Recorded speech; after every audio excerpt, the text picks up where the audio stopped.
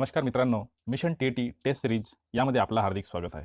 तर यामध्ये दिलेला आहे पेपर क्रमांक 1 ते 5 माध्यम मराठी आणि प्रश्नपत्रिका क्रमांक 2 आणि वेळ दिलेला आहे 2.5 तास. लेखन व संकलन रहमान पठाण सर व सपन सरकार सर. आज आपण बघूया अतिसंभाव्य टेस्ट सिरीज. यामध्ये मित्रांनो व्हिडिओद्वारे तुम्हाला या प्रश्नपत्रिकेचा स्पष्टीकरण देण्यात येईल. तत्पूर्वी तुम्ही जर का आमच्या चॅनलला नवीन असाल तर चॅनलला सबस्क्राईब करा आणि साईडचा बेल आयकॉन दाबा. चला तर मित्रांनो सुरू करूया आजच्या या व्हिडिओ. बघा मित्रांनो, आधीच्या व्हिडिओतून मराठीचे 30 प्रश्नपत्रिका, त्याचबरोबर इंग्लिशचे 30 प्रश्नपत्रिका व मानसशास्त्राचे 30 प्रश्नाचे स्पष्टीकरण आपण घेतलेलं आहोत. आताच्या या व्हिडिओच्या माध्यमातून अंकगणिताचे 30 प्रश्नाचे विश्लेषण किंवा स्पष्टीकरण घेऊया. त्याआधी जे उमेदवार नवीन असतील ते या टेस्ट सिरीज जॉईन करण्याकरिता 95 85 81 15 64 या नंबरवर आम्हाला संपर्क करू शकता. यामध्ये तुम्हाला मित्रांनो पेपर 1 चे 5 प्रश्नपत्रिका प्लस उत्तरसूची प्लस व्हिडिओद्वारे स्पष्टीकरण फक्त 99 रुपयांमध्ये मिळतील. तसेच पेपर 2 चे प्रश्नपत्रिका प्लस उत्तरसूची प्लस व्हिडिओद्वारे स्पष्टीकरण फक्त 99 रुपयांमध्ये मिळतील. आणि जर का तुम्ही दोन्ही पेपर जॉईन केले तर 150 रुपयांमध्ये या 10 पेपर किंवा प्रश्नसंच तुम्हाला मिळतील. जर का तुम्हाला या सिरीज जॉईन करायचं असेल तर या नंबरवरती तुम्ही गुगल पे, फोन पे करून त्याचा स्क्रीनशॉट याच नंबरवरती व्हॉट्सअप करायचा. चला तर मित्रांनो पाहूया आजचा या व्हिडिओ. तर बघा प्रश्न क्रमांक 1 यामध्ये दिलेला आहे 20 ते 40 पर्यंत अशा किती मूळ संख्या आहेत ज्यांच्या अंकांची अदलाबदली केली असता पुन्हा एकदा मूळ संख्या मिळतो. यामध्ये 20 पासून तर 40 पर्यंत जे मूळ संख्या आहे त्यांचे अंकाची जे अदलाबदली करून किती अंक आपल्याला मूळ अंक पुन्हा मिळतो असा विचारलेला आहे. तर यामध्ये आपल्याला सर्वात आधी 20 पासून तर 40 पर्यंत किती मूळ संख्या आहे ते शोधावं लागेल. तर 20 पासून जर आपण 40 पर्यंत जर बघितलं तर किती येतो 23 आणि 29 आणि दुसरा किती येतो 31 आणि किती 37. या प्रकारे आपल्याला 4 मूळ संख्या मिळतो. किती 20 पासून तर 40 पर्यंत. जर का आपण याचा अदलाबदली केला तर किती मिळून राहिले 23 म्हणजे 3 ला इकडे घेतला आणि 2 ला इकडे घेतला तर म्हणजे 32 मिळून राहिला, म्हणजे हे मूळ संख्या नाही. मग जर का आपण 29 ला घेतला तर 92 मिळून राहिला, म्हणजे हेही मूळ संख्या नाही. आणि जर का आता 31 ला घेतला तर किती मिळून राहिला 13, म्हणजे 13 हा मूळ संख्या आहे. त्यानंतर जर का आपण 37 ला घेतला तर किती मिळून राहिला 73, म्हणजे 73 ही मूळ संख्या आहे. तर एकूण किती मूळ संख्या आपल्याला मिळून राहिला 2 मूळ संख्या मिळून राहिला. म्हणून पर्याय क्रमांक सी हा बरोबर उत्तर असेल. त्यानंतरचा प्रश्न बघा मित्रांनो, 153 ही त्रिकोणी संख्या आहे तर तिचा पाया किती असा प्रकारे विचारलेला आहे. म्हणजे त्रिकोणी संख्या दिलेला आहे आणि त्याचा पाया विचारलेला आहे. मागच्या टेस्टमध्ये आपण त्रिकोणी संख्या कसं ओळखायचं हे आपण बघितलेलं आहे. आता आपण पाया कसा काढतात, जर का त्रिकोणी संख्या दिल्या असेल तर पाया कसा प्रकारे काढतात ते आपण आता बघणार आहोत. तर बघा मित्रांनो, जे संख्या असेल त्रिकोणी संख्या त्याचा दुप्पट करायचा. आता इथे किती आहे 153, तर 153 याला का 2 ने गुणलं तर उत्तर किती येतं आपल्याला 306 हे येऊन राहिला. आता 306चा अलीकडील पूर्ण वर्ग संख्या आहे 289. ठीक आहे. आता या 289चे वर्गमूळ काढावं लागेल. तर 289चं वर्गमूळ किती आहे 17, म्हणून 17 ही उत्तर असेल. म्हणजे 153 ही त्रिकोणी संख्या आहे तर तिची पाया किती आहे 17. तर 17 हे पर्याय क्रमांक डी यामध्ये दिलेला आहे, म्हणून पर्याय क्रमांक डी हा बरोबर उत्तर असेल. त्यानंतरचा प्रश्न बघा, 55 गुणिले 18 भागिले 19 अधिक 115 गुणिले 13 भागिले 23 वजा 91 गुणिले 17 भागिले किती 13 बरोबर किती या प्रकारे विचारलेलं. आणि ऑप्शन मध्ये देऊन 108, 106, 109 आणि 105. तर या प्रकारचा जे गणित असेल त्याला आधी काय करायचा, जिथं आपल्याला वजाबाकी किंवा अधिकचं चिन्ह दिला असेल त्यापर्यंत एका कंसामध्ये घेऊन घ्यायचा.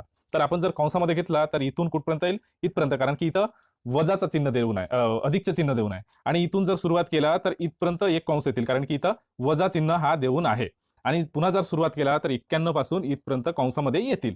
मग याला मांडून घ्यायचं. कसा प्रकारे मांडायचा, 55 गुणिले किती 18 आणि छेदामध्ये किती येणार आहे 19, याला एका कंसामध्ये घेतला. आणि नंतर 115 गुणिले 13 आणि छेदमध्ये किती येईल 23, ह्याला एक कंसात घेतला. आणि दुसरा 91 किती गुणिले 7 आणि छेदामध्ये किती येणार आहे 13 आणि यालाही कंसामध्ये घेतला. आता बघा इथं अधिकचे चिन्ह होतं आणि इथं वजा हा चिन्ह होता.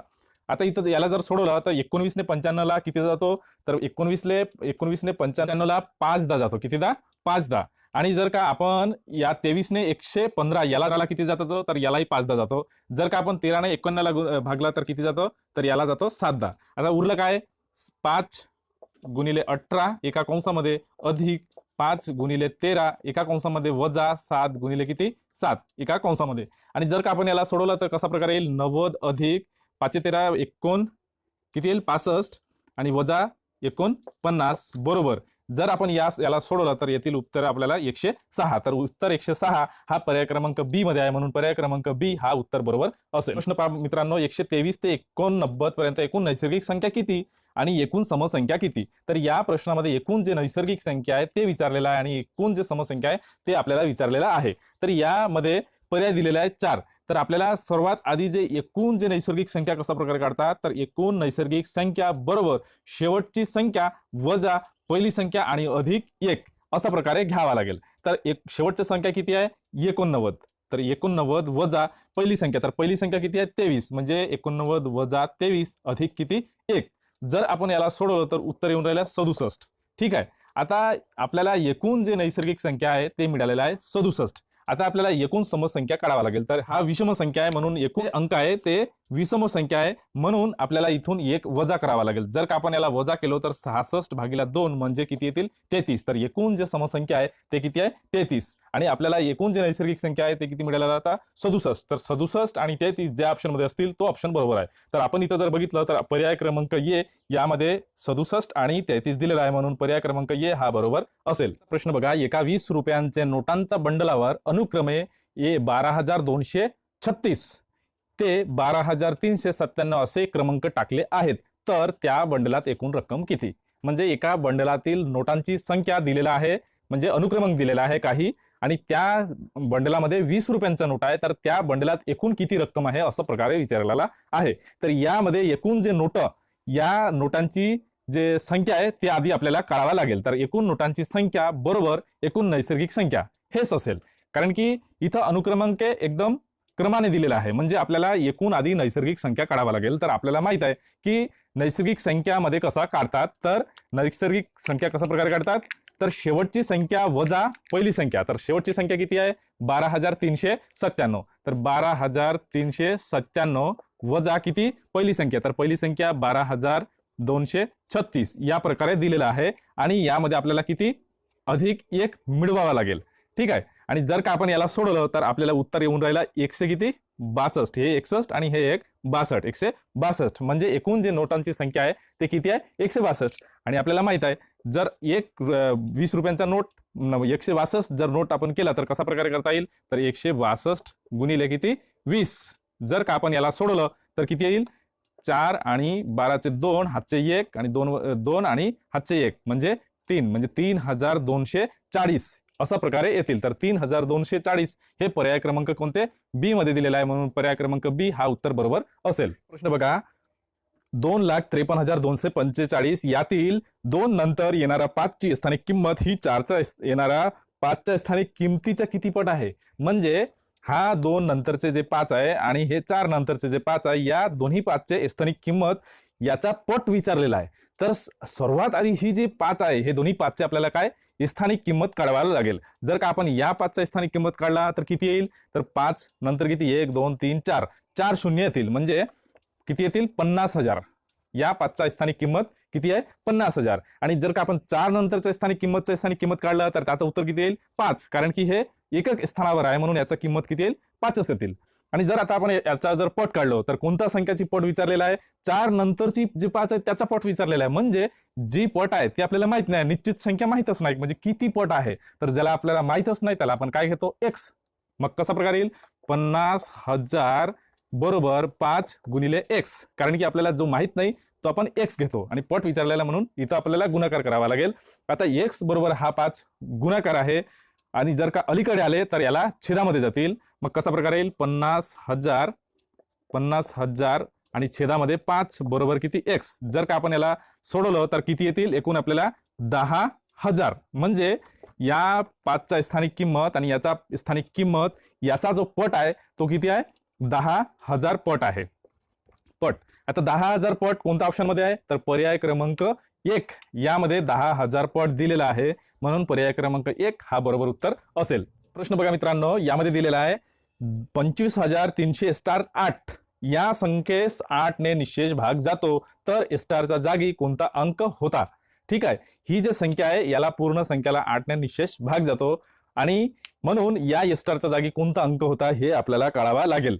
तर बघा मित्रांनो, सर्वात आधी आपण ही जे पर्याय आहे या पर्यायामध्ये जे अंक दिलेले आहेत ते आता इथं आपण मांडूया. तर कसा प्रकारे मांडता येईल, तर आपल्याला माहित आहे 8चा जो कसोटी आहे ते कसा शेवटच्या जर 3 संख्याला म्हणजे या 3 अंकाला जर 8ने पूर्ण भाग जात असेल तर या पूर्ण संख्याला 8ने भाग जातो, कारण की आपल्याला कसोटी माहिती आहे 8चा. म्हणून आपण शेवटचे 3 संख्या घेऊया. तर 3 जर आपण पर्याय क्रमांक 1 मधून हा अंक घेतला तर 3 4 8 म्हणजे 348. आता बघा या 348ला 8ने पूर्ण भाग जातो का, तर याला जर आपण का भागला तर याला पूर्ण भाग जात नाही, म्हणजे ही संख्या येणार नाही. आता जर का ऑप्शन मधून दुसरा अंक घेतला, हा वाला जर अंक घेतला तर कसा प्रकारे 3 6 8. आता याला पूर्ण भाग जातो का, आता 8ने जर आपण याला पूर्ण भाग दिलं तर याला पूर्ण भाग जातो. नंतरचे जे ऑप्शन आहेत त्याच्यामधून घेऊया. तर 3 आणि हाही 3 आणि किती 8. आता याला पूर्ण भाग जातो का, तर याला पूर्ण भाग जात नाही, म्हणून हाही ऑप्शन येणार नाही. मग चौथा ऑप्शन हा वाला घेऊया, किती 3 1 8. याला पूर्ण भाग जातो का, तर याला पूर्ण भाग जात नाही, म्हणजे हाही येणार नाही. म्हणजे हा 368 याला पूर्ण भाग जातो 8ने, म्हणून 368 हा वाला येईल. तर जो ऑप्शन क्रमांक किती आहे 6 जे ऑप्शन मध्ये असतील तो म्हणजे ऑप्शन क्रमांक बी यामध्ये 6 दिलेला आहे, म्हणून याला हे उत्तर बरोबर असेल. त्यानंतरचा प्रश्न बघा, यामध्ये ही जे संख्या दिलेला आहे याचा मसावी किती असा प्रकारे विचारलेला आहे आणि इथं 4 ऑप्शन देऊन आहे. तर बघा अगोदर आपल्याला काय करावं लागेल, ही जे पूर्णांक युक्त अपूर्णांक आहे याला अपूर्णांकात बदल करून घ्यावा लागेल. ठीक आहे, ही जे पूर्णांक युक्त अपूर्णांक आहे याला अपूर्णांकात बदल करून घ्यावा लागेल. जर का आपण याला बदल केला तर याला जर बदल केला कसा प्रकारे येतील, तर याला जर आपण बदल केला तर 2 याच्या सोबत हे गुणाकार असतो. ठीक आहे, तर 2 गुणिले 4 आणि याच्या सोबत हे अधिक असतात आणि खाली जो संख्या असतो तो जसं तसं. अशा प्रकारे जर का आपण बदल केलो तर किती येऊन राहिला, याला 4 दुने 8 8 आणि 1 9 9 आणि खाली छेदामध्ये किती असेल 2, म्हणजे 9 छेद काय 2. असं यानंतर जर का याला आपण सोडवलं तर याचं उत्तर किती येईल, 4 3 12 12 आणि 3 15 15 आणि छेदामध्ये किती येतील 4. जर का आपण याला सोडवलं तर 7 दुने 14 14 आणि अधिक 1 15 15 आणि छेदामध्ये किती 2. अशा प्रकारे आपल्याला मिळतील. तर आता काय करायचा, ही जे अपूर्णांक आहे या अपूर्णांकाचा आपल्याला काय काढावा लागेल, तर ही अपूर्णांकाचा मसावी काढायचा आहे. तर अपूर्णांकाचा मसावी काढण्याची एक सूत्र आहे की अंशाचा मसावी आणि खाली छेदाचा लसावी असा प्रकारे आपल्याला काढावा लागेल. आता अंशामध्ये किती किती अंक दिलेला आहे 9 15 आणि 15. जर का आपण याचा मसावी काढला तर 9 15 आणि 15 याचा मसावी निघतो आपल्याला 3. आणि जर का आपण छेदामध्ये 2 4 आणि 2 याचा जर लसावी काढला तर याचा लसावी निघतो किती 4, म्हणजे 3 आणि 4 असा प्रकारे येईल. म्हणजे 4चा 4 तिहाई असा प्रकारे आपल्याला उत्तर मिळतील. तर 4 तिहाई हे पर्याय क्रमांक 1 या ऑप्शन मध्ये आहे, म्हणून पर्याय क्रमांक 1 हा उत्तर बरोबर असेल. त्यानंतरचा प्रश्न बघा, 3 7 11 15 19 आणि 36वे पद विचारलेलं आहे. इथं 36वे पद किती आहे अशा प्रकारे विचारलेलं आहे. तर मागच्या टेस्टमध्ये जे टेस्ट क्रमांक 1 झाले त्यामध्ये आपण बघितलं की पद कोणत्या प्रकारे काढायचं आहे. तर एक सूत्र आहे, ये पद बरोबर ये अधिक कंसामध्ये n वजा 1 आणि गुणिले किती डी या प्रकारे काढायचा आहे. तर इथं ये किती दिलेला आहे, ये म्हणजे पहिला संख्या तो, तर ये बरोबर किती आहे 3. आणि जो n आहे तर n आपल्याला माहित आहे एकूण संख्या म्हणजे किती आहे 36 आहे, म्हणजे n बरोबर किती 36. ठीक आहे, आणि डी, तर डी इथं किती दिलेला आहे, तर डी इथं आपल्याला जर बघितलं तर 3 आणि 7 यामध्ये कितीचा फरक आहे 4चा फरक. 7 आणि 11 मध्ये 4चा फरक, 11 आणि 15 मध्ये 4चा फरक, 15 आणि 19 मध्ये 4चा फरक, म्हणजे 4 4चा फरक आहे. म्हणजे डिस्टन्स आपल्याला म्हणजे डी किती आहे 4चा फरक आहे, म्हणजे डी आपल्याला येतील 4. जर का आपण याला त्या सूत्रामध्ये बसवला तर कसा प्रकारे येईल, तर ये अधिक कंसामध्ये किती n वजा 1 कंस कंप्लीट डी या सूत्राच्या आधारे आपल्याला बसवा लागेल. तर याची किंमत किती आहे 3 अधिक यांची किंमत 36 वजा 1 गुणिले किती 4.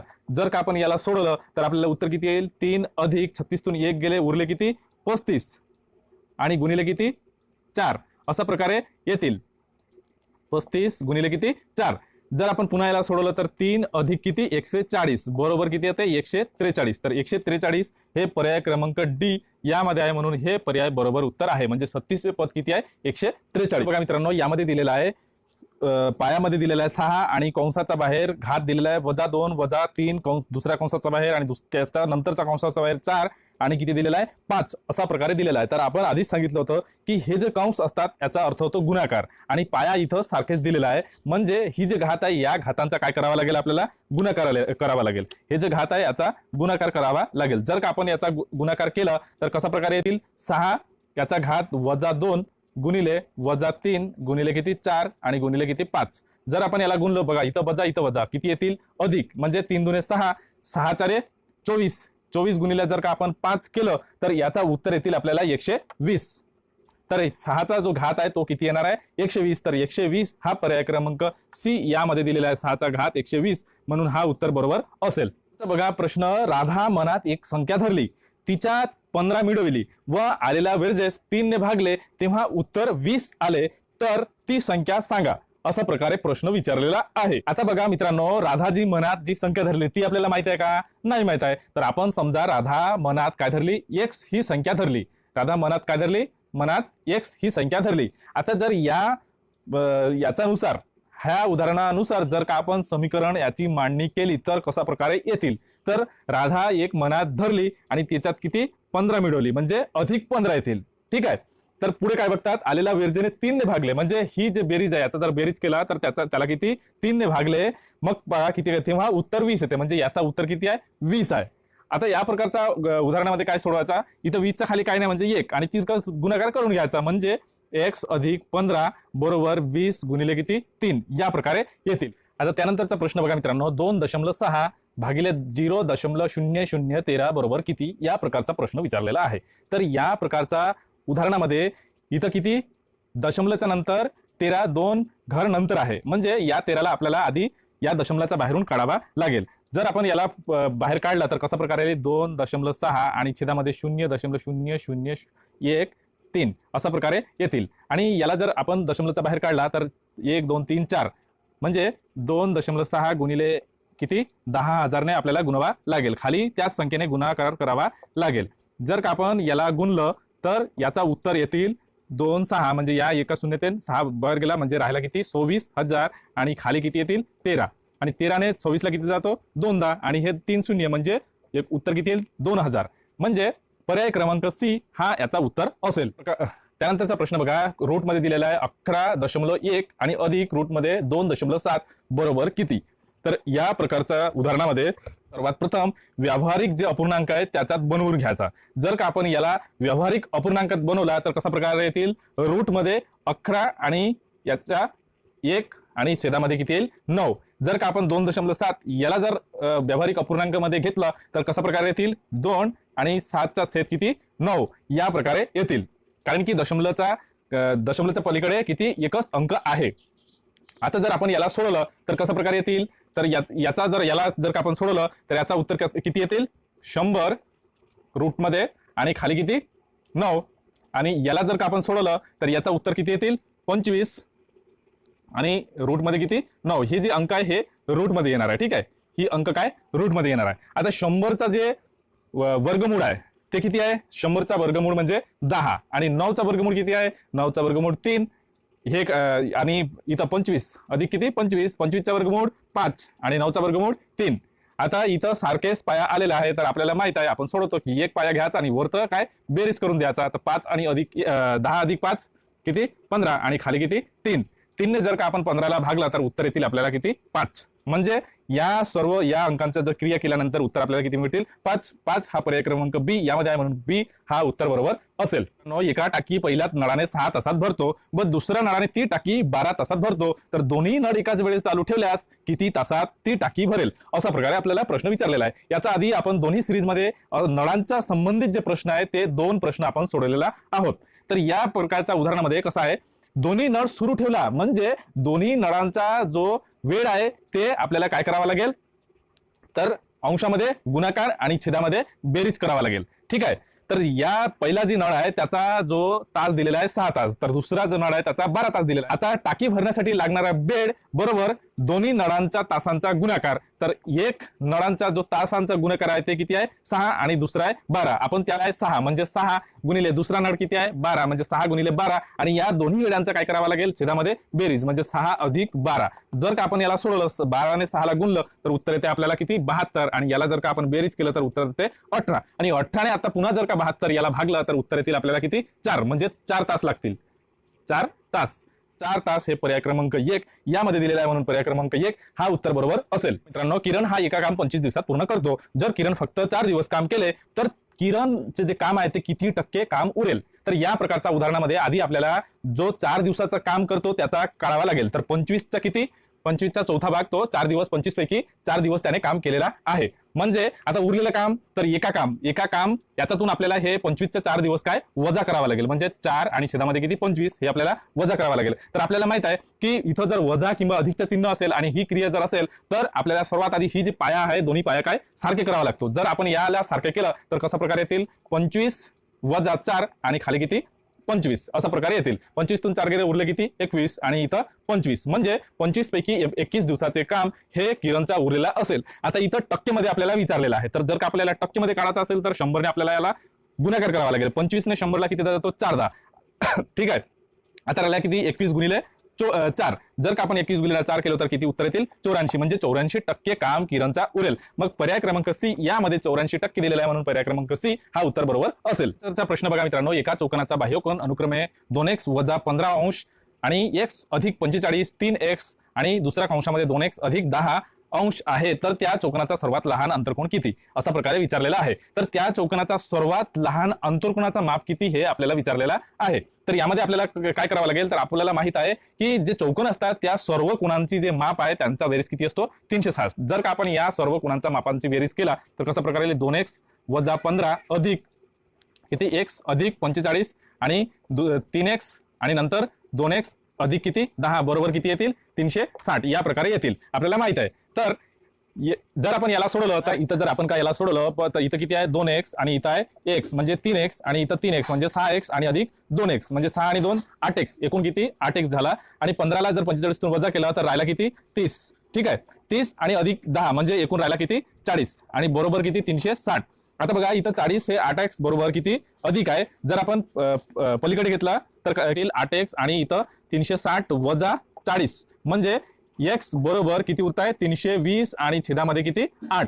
जर आपण पुन्हा याला सोडलं तर x ची किंमत मिळून राहिली आपल्याला x ची किंमत आपल्याला मिळून राहिली 40 म्हणजे इथं 40 येतील. आता सर्वात जो मोठा बाह्य कोन आहे तो किती होता 3x. तर आपल्याला 3x जर या x ची किंमत आपण या 3x मध्ये मांडला तर कसा येईल 3x बरोबर 40 गुणिले 3 म्हणजे 120 म्हणजे 120 अंशाचा सर्वात मोठा बाह्यकोन आहे. तर आपल्याला माहित आहे की दोन्ही कोन मिळून म्हणजे बाह्यकोन आणि अंतकोन मिळून हे 180 अंशाचा असतो. तर 180 तून 120 वजा केला 180 वजा 120 बरोबर आपल्याला किती मिळून राहिला 60. तर सर्वात जो मोठा बाह्यकोन असतो त्याचाच जो अंतकोन असतो तो सर्वात लहान कोन असतो. म्हणजे त्या सर्वात लहान कोन किती अंशाचा असेल 60 अंशाचा ठीक आहे. तर इथं पर्याय क्रमांक बी यामध्ये 60 अंशाचा दिलेला आहे म्हणून पर्याय क्रमांक बी हा उत्तर बरोबर असेल. त्यानंतरचा प्रश्न बघा मित्रांनो इथे दिलेला आहे एका आयताची लांबी रुंदीच्या 4 पेक्षा 10 ने जास्त आहे. जर आयताची परिमिती 100 असेल तर आयताची लांबी किती. आता इथं आयताची लांबी विचारलेला आहे. आता बघा इथं या उदाहरणानुसार आपल्याला समीकरण मांडावं लागेल. तर आपल्याला माहित आहे आयताची परिमिती बरोबर 2 कंसामध्ये लांबी अधिक रुंदी. आता समजा इथं रुंदी दिलेला नाही आपण इथं रुंदी x घेऊया. रुंदी किती x जर या समीकरणानुसार मांडला तर इथं आपल्याला परिमिती देऊ नये म्हणजे परिमिती किती येईल 100 बरोबर. आता 2 गुणिले लांबी 2 कंसामध्ये लांबी अधिक रुंदी. आता इथं 2 तर रुंदी आपण किती माहिती आहे आपल्याला x रुंदी हे x आहे. आता सूत्रानुसार रुंदी अधिक लांबी तर लांबी किती आहे लांबी हे 4 पेक्षा पटीने जास्त आहे म्हणजे 4x अधिक किती 10 अशा प्रकारे. तर इथं जे परिमिती देऊन आहे 100 2 आणि 1x आणि अधिक 4x म्हणजे 5x अधिक किती 10. आता हे दोन कंसासोबत काय गुणाकार असतो म्हणजे 100 बरोबर 5 दुने 10x अधिक 10 दुने 20.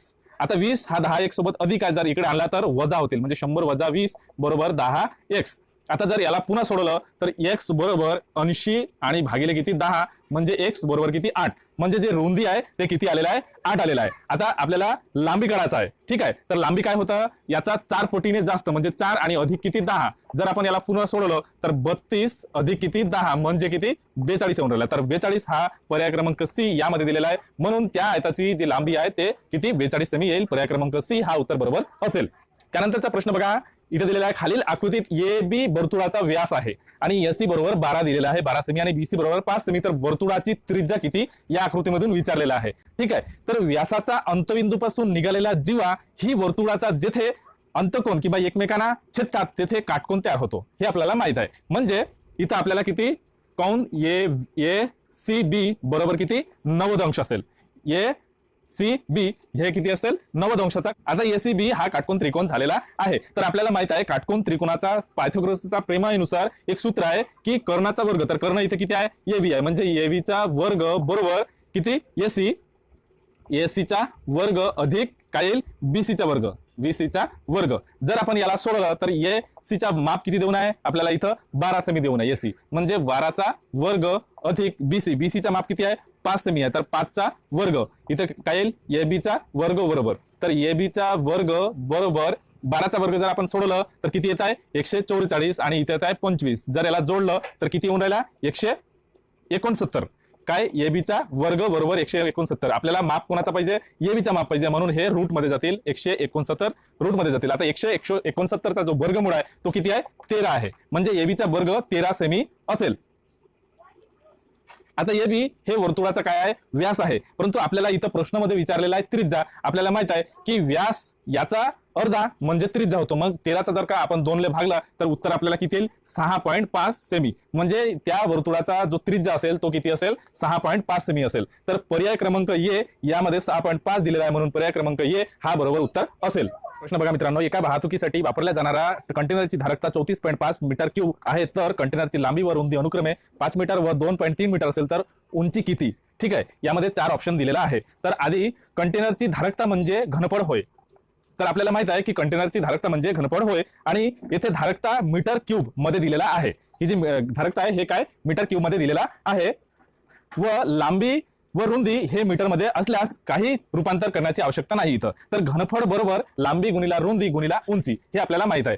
घनफळ बरोबर लांबी गुणिला रुंदी गुणिला काय उंची या प्रकारे आपल्याला माहित आहे। तर इथं लांबी किती देऊन आहे घनफळ आहे 34.5 मीटर क्यूब आणि लांबी आहे 5 आणि रुंदी किती आहे 2.3 मीटर आणि उंची आपल्याला काढायचा आहे, ठीक आहे।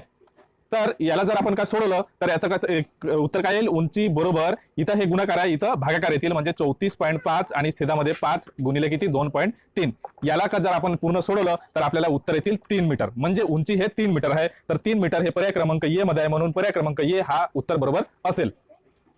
त्यानंतरचा प्रश्न बघा मित्रांनो, कंसामध्ये दिलेला आहे सी आणि छेदामध्ये दिलेला आहे एन गुणिले डी भागिले एम, तर किती याचा जो किंमत आहे ते किती आहे। आता बघा हे जे अंक आहे ते रोमन संख्या आहे, तर आपल्याला माहित आहे की सी म्हणजे किती होतं 100, म्हणजे 100 भागिले एल म्हणजे 50 आणि गुणिले इथं गुणिले म्हणले डी, ठीक आहे। डी म्हणजे किती होतो तर 500, ठीक आहे।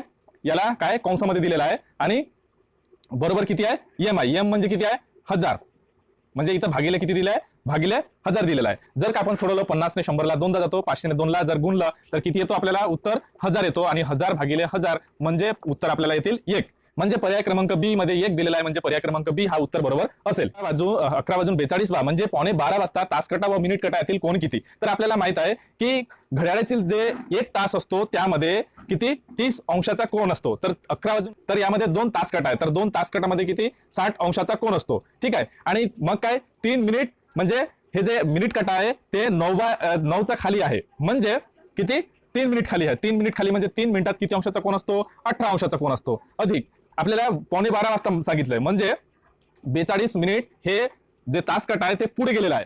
एका मिनिटामध्ये तास काटा हे अर्धा अंश पुढे जातो, तर आता 42 मिनिट पुढे गेलेला आहे, तर 42 मिनिटामध्ये किती अंश पुढे जातील तर 42 चा अर्धा म्हणजे 21। जर का आपण या तिन्ही अंकाला जोडलं तर उत्तर किती येऊन राहिले आपल्याला ते 99, म्हणजे त्या 2 काटा दरम्यान 99 अंशाचा कोन असतील। मग पर्याय क्रमांक ए हा उत्तर बरोबर असेल। त्यानंतरचा प्रश्न बघा मित्रांनो, इथं x चा घन अधिक 3x स्क्वेअर वजा 4x अधिक 5 या बहुपदीमध्ये x चा किंमत किती 5 दिलेला आहे, तर त्याचा किंमत काढा। तर आपण इथं x चा किंमत जर मांडला तर 5 चा घन अधिक 3 आणि गुणिले किती 5 चा वर्ग वजा 4 गुणिले 5 आणि अधिक किती 5 असा प्रकारे येतील। आता जर का आपण 5 चा घन केलं तर उत्तर आपल्याला किती येऊन राहिला 125 अधिक 3 गुणिले किती 25, कारण की 5 चा वर्ग 25 आणि वजा 4 गुणिले 5 तर 20 अधिक 5। जर आपण याला सोडवलं तर आपल्याला पूर्ण एकूण उत्तर किती मिळून राहिला 185। हे जर क्रिया जर केलं तर 185, तर 185 पर्याय क्रमांक सी यामध्ये दिलेला आहे, म्हणून पर्याय क्रमांक सी हा उत्तर बरोबर असेल। त्यानंतरचा प्रश्न बघा मित्रांनो, m चा वर्ग अधिक 18 आणि छेदामध्ये 9 बरोबर 3, तर m चा किंमत काढा असा प्रकारे विचारलेला आहे। उदाहरणामध्ये इथं खाली 3 च्या खाली काहीच नाही म्हणजे 1, जर तिरफास गुणाकार केला तर कसा प्रकारे येईल m चा वर्ग अधिक 18 आणि बरोबर 3 गुणिले किती 9। जर का आपण याला सोडवला m चा वर्ग बरोबर 3 9 27 आणि 18 ला इकडे घेतला तर हे वजा येतील, म्हणजे m चा वर्ग हे बरोबर किती येऊन राहिला 9, कारण की 27 तून 18 गेला उरला किती 9, तर m चा वर्ग बरोबर 9, तर m चा किंमत पाहिजे म्हणून हे रूट मध्ये येतील, तर m चा जो किंमत आहे तो आपल्याला किती येईल 3, तर पर्याय क्रमांक सी यामध्ये m चा किंमत 3 दिलेला आहे, म्हणून पर्याय क्रमांक सी हा उत्तर बरोबर असेल। मित्रांनो, एका दलालाला 15,000 रुपयांचा विक्रीवर 6% दराने कमिशन मिळाले तर त्याला किती कमिशन मिळाले या प्रकारचा दिलेला आहे। तर दलाल या प्रकारच्या उदाहरणामध्ये काय करायचा, दलालाने केलेली विक्री, तर किती विक्री केले त्याने एकूण 15,000, ठीक आहे, एकूण विक्री जे आहे 15,000, तर या विक्रीवर 6% दराने कमिशन मिळाला, म्हणजे 15,000 वर त्याला किती मिळाला, तर 15,000 गुणिले शेकडामध्ये त्याला किती मिळाला 6। जर का आपण याला सोडवलं तर कसा येईल 2 शून्य इथून गेला उरले किती 150 गुणिले किती 6, जर का आपण याला गुणलं तर उत्तर येऊन राहिले आपल्याला 900 रुपये, म्हणजे त्या दलाला 900 रुपये कमिशन मिळतील, म्हणजे पर्याय क्रमांक ए हा बरोबर उत्तर असेल। प्रश्न बघा, पुढील सामग्रीचा मध्यांक काढा आणि ते दिले 60 73 आणि अशा प्रकारे बरेचसे अंक दिलेले आहे, ठीक आहे। तर या प्रकारच्या उदाहरणामध्ये काय करायचा, आधी अगोदर सर्व नोंदणी चढत्या क्रमाने मांडून घ्यायचा। जर का आपण याला चढत्या क्रमांक मांडलं तर हा अंक आधी येईल, म्हणजे 52 नंतर 53 नंतर 57 नंतर 60 नंतर 63 नंतर 67 नंतर 68 नंतर किती 69 आणि किती येतील नंतर 73 अशा प्रकारे अंक येतील। तर एकूण किती 9 अंक आहे 9 अंक आहे, म्हणजे n बरोबर किती येतील 9 येतील।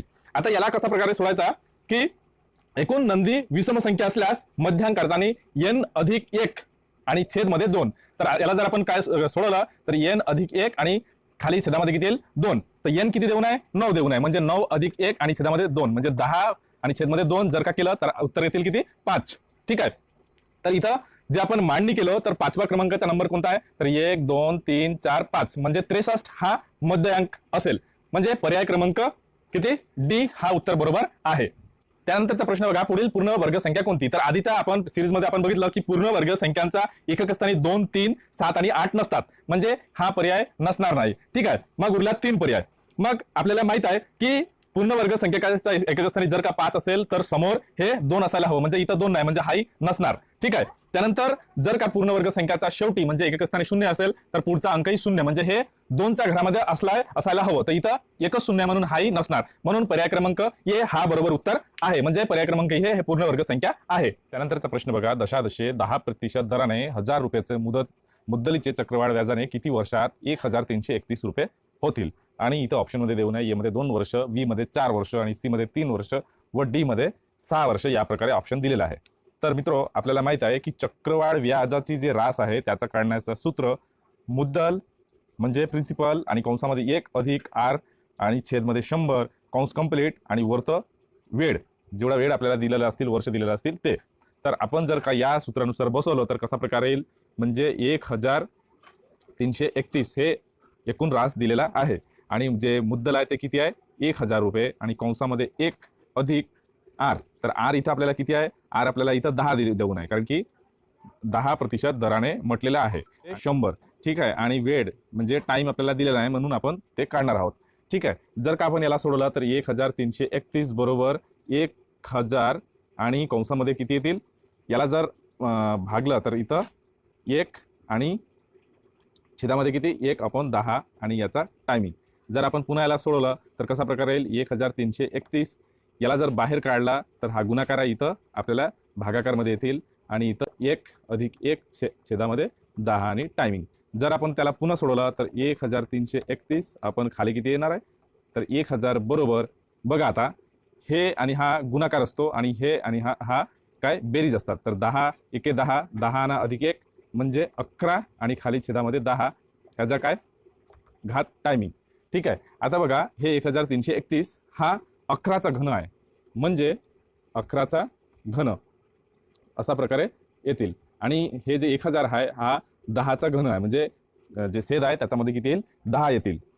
आणि ह्या भागालाही बघा काय आहे 11 आणि छेदामध्ये 10 आणि दोन्ही इक्वल आहे, म्हणजेच हे जे घन आहे याचा घन किती येणार आहे 3, म्हणजे 3 वर्ष लागणार आहे. तर 3 वर्ष ऑप्शन क्रमांक सी यामध्ये दिलेला आहे, म्हणून ऑप्शन क्रमांक सी हा उत्तर बरोबर असेल. त्यानंतरचा प्रश्न बघा, राजीवचे 15 वर्षानंतरचे वय हे त्याचा 5 वर्षपूर्वीच्या वयाचा 5 पट होईल, तर सध्याचा राजीवचे वय किती.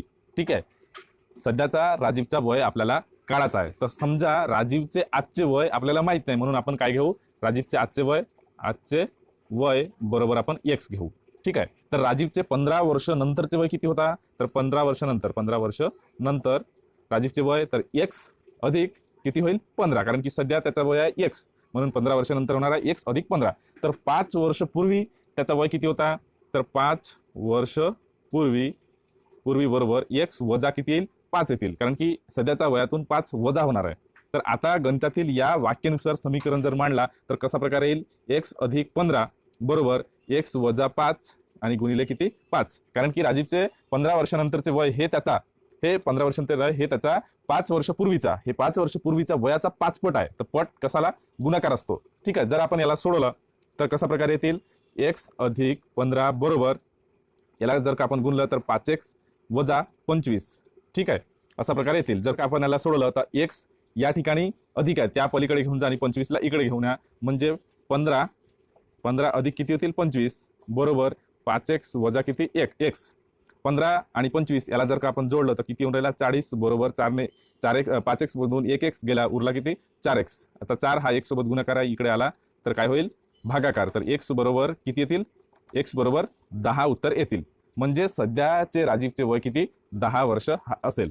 तर 10 वर्ष हा पर्याय क्रमांक बी यामध्ये दिलेला आहे, म्हणून पर्याय क्रमांक बी हा उत्तर बरोबर असेल. का x आणि छेदामध्ये y आहे 36/5 p/6 आणि 12 छेद किती 9 आहे. इथं हे जे चलन दिसलेलं आहे या चलनाचा प्रकार ओळखून p चा जो किंमत आहे ते आपल्याला काढावा लागेल. ठीक आहे. तर बघा या ठिकाणी आपण जर लक्षात घेतला तर लक्षात येईल की 12 आणि काय 9 आणि बरोबर किती आहे 108. जर आपण या दोन संख्यांचा गुणाकार केला 12 गुणिले किती 9 जर केला तर उत्तर किती येऊन राहिला 108. त्यानंतर बघा जर का आपण 36 आणि 3 याला जर गुणलं तर 36 गुणिले किती 3 बरोबर याचाही उत्तर किती येतील 108. ठीक आहे. आता दोन्ही जे चलन आहे यात व्यस्त चलन आहे. ठीक आहे. म्हणून आपल्याला p गुणिले किती 6, p गुणिले 6 बरोबर किती 12 गुणिले 9, 12 गुणिले किती 9. आता याला पुन्हा जर का सोडवलं तर p बरोबर 12 गुणिले 9 आणि छेदामध्ये किती 6, कारण की इथं गुणाकार आहे, पलीकडे घेतला तर त्या भागाकारामध्ये येतील. आता 6 ने 12 ला 2दा जातो, म्हणजे p बरोबर 2 गुणिले 9, म्हणजे p च्या किंमत किती येतील तर p बरोबर किती 9 दुने 18, 18 हा किंमत येणार आहे. तर 18 हा पर्याय क्रमांक ए यामध्ये दिलेला आहे, म्हणून पर्याय क्रमांक ए हा बरोबर उत्तर असेल. त्यानंतरचा प्रश्न बघा, एका वस्तूंची मूळ किंमत 25% कमी केली, यामुळे ती वस्तू 125 रुपयाला मिळाला, तर ती वस्तूंची मूळ किंमत सांगा, या प्रकारे विचारलेला आहे. म्हणजे एक वस्तूतून 25% जे दर आहे ते कमी करण्यात आलेले आहे, तर त्याचा जो मूळ किंमत आहे ते विचारण्यात आलेला आहे. आता आपण इथं घेऊया मूळ किंमत. तर मूळ किंमत आणि इथं आताची किंमत. ठीक आहे. आता समजा एका वस्तूंची मूळ जी किंमत आहे ते 100 रुपये धरू. ठीक आहे. जर आपण इथं 100 रुपये धरलं तर त्याचा 25% कमी केला, म्हणजे ती वस्तू कितीला मिळतील आपल्याला 75 रुपयाला. ठीक आहे. आता प्रत्यक्षात जे वस्तू आहे त्याचा मूळ किंमत आपल्याला माहित आहे, इथं माहित नाही, परंतु त्याचा आताची किंमत किती म्हटलं आहे 125 रुपये. तर मूळ किंमत आपल्याला माहित नाही, म्हणून आपण x धरू. तर याला 100 आणि 125 आणि 75 आणि x याला तिरकस गुणाकार असतो. तर जर का आपण केला तर 100 गुणिले 125 बरोबर x गुणिले किती 75. या आता जर का आपण याला सोडवलं तर कसा प्रकारे येतील, x बरोबर 100 गुणिले किती 125 आणि छेदामध्ये किती 75. जर आपण याला सोडवलं तर 25 ने बघा याला किती 5दा जातो, याला किती 3दा जातो. जर का आपण याला पुन्हा सोडवलं तर 500 भागिले किती 3. जर आपण पुन्हा 3 ने किती 500 ला जर भागाकार दिलो तर x ची किंमत येऊन राहिली आपल्याला 166.66. ठीक आहे. तर ती जी वस्तू आहे त्याचा मूळ किंमत आहे 166.66, म्हणजे पर्याय क्रमांक सी हा उत्तर बरोबर असेल.